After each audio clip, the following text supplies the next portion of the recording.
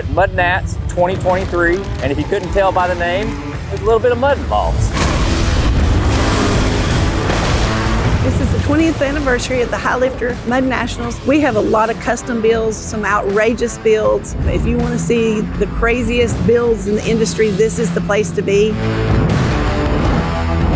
It's deep, deep mud. You try and build it high. You try and get some elevation. You try and get bigger tires. You try and get a bigger lift. You get portals.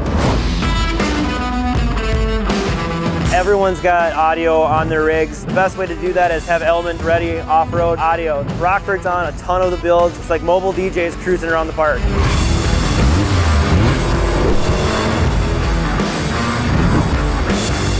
The best part about Mud Nats by far has to be the bounty races. Going out and just seeing everybody in extreme level of competition, whether it be the bounty races, the drag races, that's just good, wholesome fun.